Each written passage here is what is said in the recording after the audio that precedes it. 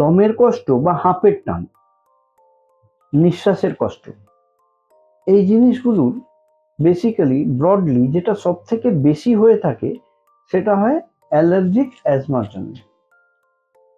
এটার modern diagnosis কি, symptoms কি কি, রিলিফ কি কি পাওয়া যায়, কি করে পাওয়া যায়, সেটা নিয়ে আজকে আমরা আলোচনা করতে চলেছি। নমস্কার, আমি doctor Naren Pandey, allergy asthma centre কলকাতার পক্ষ থেকে আপনাদের স্বাগত জানাই আমাদের ইউটিউব চ্যানেলে।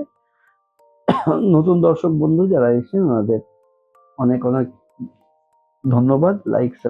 আর অনুরোধ করব লাইক, সাবস্ক্রাইব, কমেন্ট, শেয়ার করার জন্য। পূর্ণ বন্ধু দর্শক যারা লাইক, সাবস্ক্রাইব, কমেন্ট, শেয়ার করছেন ওনাদের অনেক অনেক ধন্যবাদ। আর এখনো চ্যানেল যদি না সাবস্ক্রাইব করে থাকেন তাহলে দয়া করে সাবস্ক্রাইব করে যাবেন। আমরা অ্যালার্জি অ্যাজমা সেন্টার কলকাতাতে মৌলালিতে অবস্থিত। শিয়ালদা স্টেশন থেকে 5 মিনিট হাঁটা পথ মৌলালি মাজারের বাঁদিকে প্রবেশ করে একটা বাড়ি ছেড়ে দ্বিতীয় বাড়িতে আমরা অবস্থিত, অর্থাৎ মৌলালি মাজার এবং ইন্টালি সিনেমা হলের মাঝখানের বাড়িতে আমরা অবস্থিত। আমরা সোমবার থেকে শনিবার অবধি কাজ করি। আর আমাদের এখানে পরিষেবা নেওয়ার জন্য আগাম 500 টাকা দিতে হয়, যার জন্য আপনারা যোগাযোগ করে নিতে পারেন নিচে দেওয়া নম্বর 7278034776। যে ব্রিদিং প্রবলেম বা লাং অ্যালার্জি বা অ্যাজমা, দমের কষ্ট, নিঃশ্বাসের কষ্ট, হাঁপ ধরা, এই সমস্ত জিনিসগুলো যাদের হয় তাদের প্রথম তো হচ্ছে ডায়াগনোসিস করা। অ্যাজমা যদি হয় তাহলে এই ডায়াগনোসিস করার জন্য প্রয়োজন আছে আমাদের স্পাইরোমেট্রি, লাং ফাংশন টেস্ট করা। কেউ স্পাইরোমেট্রি টেস্ট বলে, কেউ লাং ফাংশন টেস্ট বলে, কেউ পালমোনারি ফাংশন টেস্ট বলে, তিনটে একই জিনিস।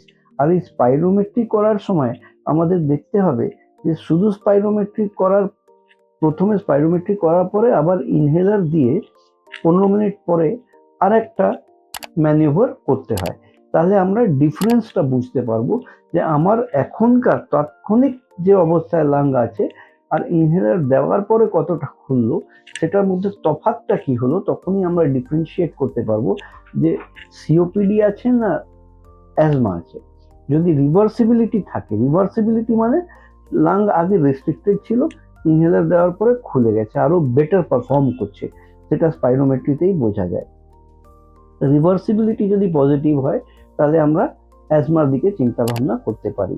আর ট্রিটমেন্টের ক্ষেত্রে অ্যান্টিহিস্টামিন, অ্যান্টি অ্যালার্জিকের সাথে ইনহেলার্স। যদি ন্যাজাল সিমটমস থাকে, নাকের জিনিস, যদি হাঁচি পড়া, নাক থেকে জল পড়া, নাক বুঝে যাওয়া, এইরকম জিনিসগুলো সাথে থাকে, তাহলে সাথে কিছু ন্যাজাল স্প্রে ইউজ করা। এগুলো হলো তাৎক্ষণিক সলিউশনের জন্য, রিলিফের জন্য। প্রথম হলো স্পাইরোমেট্রি করে বিচার করা যে লাং কিরম ফাংশন করছে এখন। সেকেন্ড হলো তার ট্রিটমেন্ট, 3টে ফুটি, একটা অ্যান্টিহিস্টামিন, অ্যান্টি অ্যালার্জিক, একটা ইনহেলড ন্যাজাল স্প্রে, আর একটা হচ্ছে ইনহেলার্স। এগুলো দিলে কিন্তু লাইফটা অনেক স্মুথ থাকে। কিন্তু তার পেছনের বিষয়গুলো যারা এগুলো ক্রিয়েট করছে তাকে কি করে সমন করা যায়, তার এন্ড কি করে করা যায় এবং নর্মাল লাইফে ফিরে কি করে যাওয়া যায়, সেটার জন্য আমাদের প্রয়োজন হবে খুঁটিয়ে দেখতে হবে, বার করতে হবে যে কারা অফেন্ডার্স আছে, কারা আন্ডারলাইন ফ্যাক্টরস আছে। আন্ডারলাইন ফ্যাক্টরস এই রকম ক্ষেত্রে সবসময় অ্যালার্জিটাই হয়। অ্যালার্জিকেই ধরে বার করে নিয়ে আসতে হবে যে কারা। তার জন্য প্রয়োজন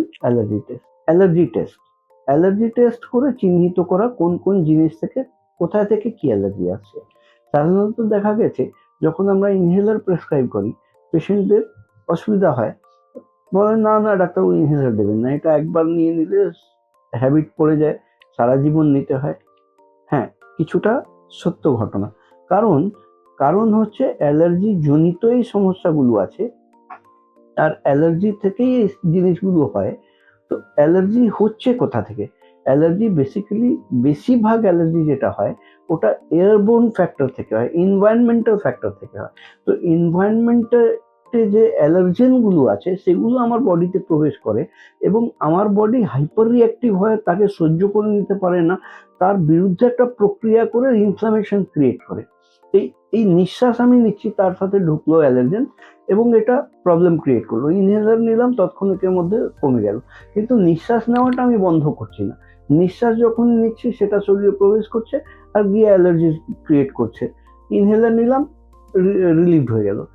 তার অন্য বিকল্প পথে আমরা কিন্তু আরো এগোচ্ছি না।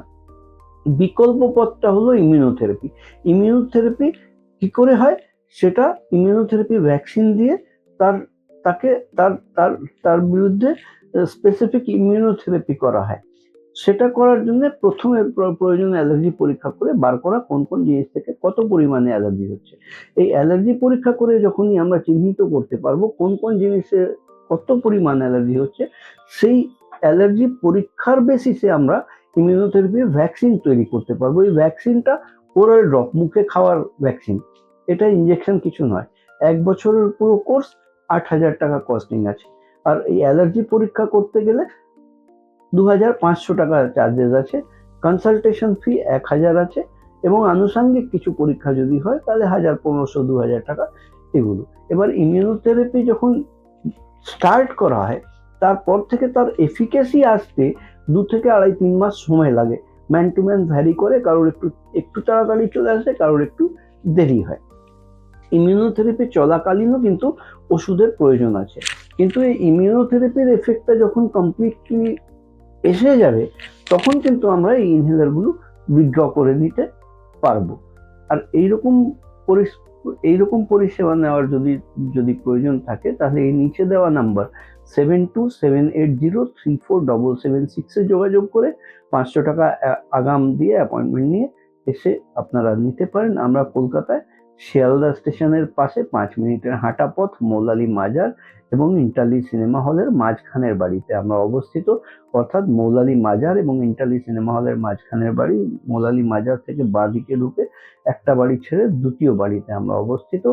আমরা সোমবার থেকে শনিবার কাজ করি সকাল 11টা থেকে 8টা পর্যন্ত এবং আগাম অ্যাপয়েন্টমেন্ট নিয়ে আসা খুবই প্রযোজ্য।